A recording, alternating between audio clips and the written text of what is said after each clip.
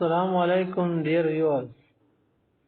محترم حضرات، کسی بھی جگہ حق بولنا یا صحیح بات کرنا یہ کیوں مشکل ہوتا ہے؟ اگر مشکل بھی نہیں ہوتا تو کوئی شخص کیوں حق بات نہیں کرتا، سچ کیوں نہیں بتاتا اور صحیح بات کیوں نہیں بولتا؟ کیوں غلط بولتا ہے؟ کیوں مکسنگ کرتا ہے؟ کیوں بولتا وہ ہے جو کہ ہوا نہ ہو اور وہی بولتا ہے جو کہ ہوا ہو یا نہیں ہوا ہو؟ بالکل مکسنگ کرتے کوئی بھی ہو چاہے۔ اصل محترم حضرات، انسان جو ہے بڑا خود غرض ہے، آپ کو معلوم ہے۔ انسان کے اندر مصلحت پسندی، خود غرضی، نفع مندی جو ہے نا، اس کے پیچھے بہت لگتا ہے انسان۔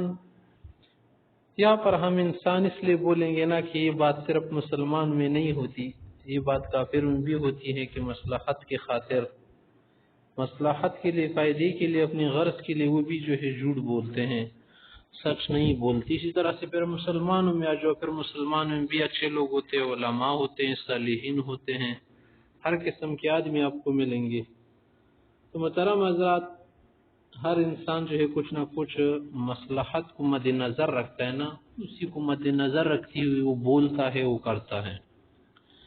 تو محترم حضرات، ان مصالح و فوائد میں سے ایک چیز ہے، وہ ہے مصلحت پسندی۔ محترم حضرات، مصلحت اندیشی بھی اس کو بول سکتے آپ، مصلحت پسندی بھی اس کو آپ بول سکتے ہیں۔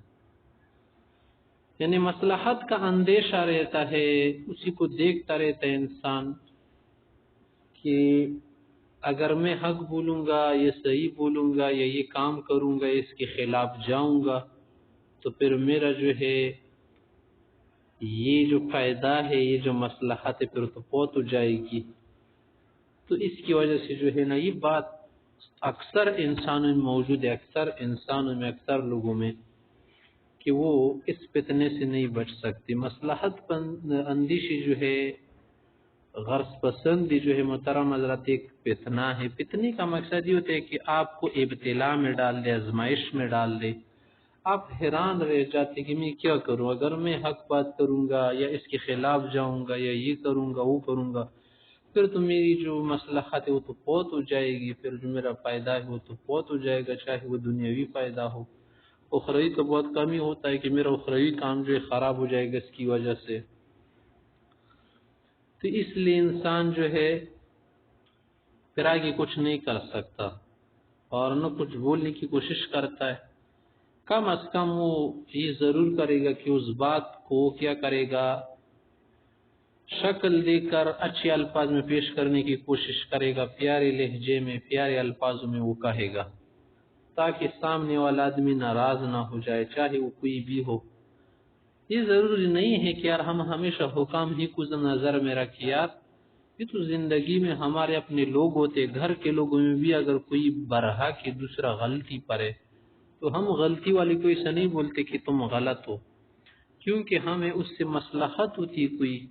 اگر ہم اس کو ناراض کر دیتے تو پھر ہمارا کام رک جاتا ہے، پھر جو اس کے ساتھ ناراضگی ہو جاتی، اس کی وجہ سے کچھ نہ کچھ تو نقصان ہو جاتا ہے۔ اگر نقصان نہ ہو تو کوئی کسی کی پرواہ بھی نہیں کرتا، یہ تو معلوم بات ہے۔ حالانکہ حق بولنا، صحیح بتانا یا کسی کے خلاف جانا، یہ تو بغیر کسی مصلحت کے بڑا جہاد کا کام ہے، لیکن ایسا کوئی نہیں کرے گا۔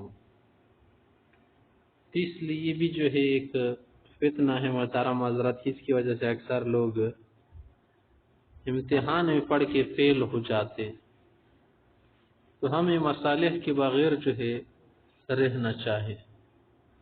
یہاں پر وہ مصالح مراد نہیں محترم حضرت، جو فقہ کی ایک اصطلاح ہے، اس اصطلاح کی بنیاد ہم یہاں پر نہیں رکھ رہے اور نہ اس کی بات کر رہے ہیں۔ مصالح مرسلہ یا مصالح ایک عام زندگی کی بات ہے۔